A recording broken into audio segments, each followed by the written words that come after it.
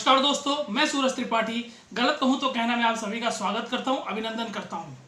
आज का जो मेरा विषय है वो है लाइट बिल इन लॉकडाउन। हाल ही कई महीनों से लॉकडाउन की वजह से, क्योंकि कोरोना की वजह से देश में जो लॉकडाउन चल रहा है उसमें कई सारी चीज़ें बंद हैं और पिछले 2-3 महीने से लॉकडाउन में लाइट बिल को लेकर कुछ इशू आई है। और ये कुछ जी ऐसे जनरल न्यूज़ है जो मेरे पास आए हैं। अब तक कुछ लोगों ने मुझे मैसेज किया है, कुछ लोगों ने मुझे व्हाट्सअप किया है कि लगातार 3-4 महीने से उनकी जो लाइट बिल थी वो कम थी। एक एवरेज लाइट बिल भेजा जा रहा था जो पिछले साल के आधार पे था, एक एवरेज के हिसाब से। लेकिन सडनली इस महीने से उनका जो लाइट बिल है वो उन्हें 4 गुना 5 गुना ज़्यादा आ रहा है। और जब उन्होंने इंक्वायरी करने की कोशिश की तो उन्हें ये बताया जाता है कि ये आपके जो अब तक के जो पेंडिंग बिल थे ये उसका अमाउंट है। अगर ये पेंडिंग अमाउंट थे तो ये कस्टमर्स को पता होना चाहिए कि हमारे अमाउंट ड्यू है, पेंडिंग है। बिना किसी प्रायर नोटिस के अगर एमएसईबी या फिर जो लाइट कंपनी है, लाइट बिल देने वाली कंपनी है या लाइट एसोसिएशन चलाने वाली जो कंपनियां हैं, अगर हमारा जो मंथली ड्यू थे अगर वो कम दे रही थी तो ये कस्टमर को पता होना चाहिए, पहली बात तो।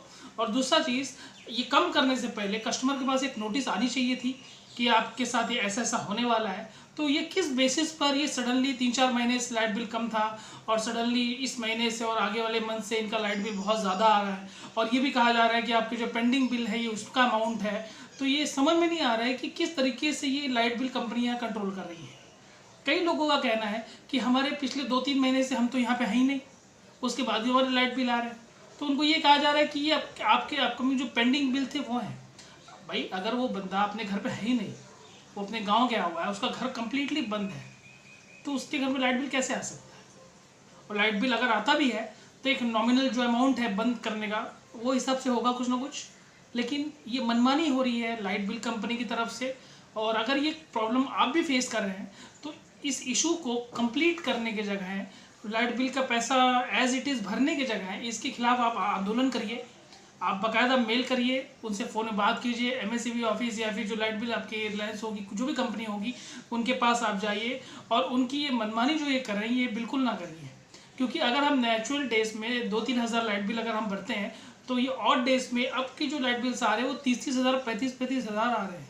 तो ये लाइट बिल किसके हैं? किसने यूज़ किया अब तक ये सब चीज़ें? और कुछ लोगों ने तो हमें ये बताया कि उनके घर में तो उतने सामान भी नहीं है जितना उनको लाइट बिल आया हुआ है।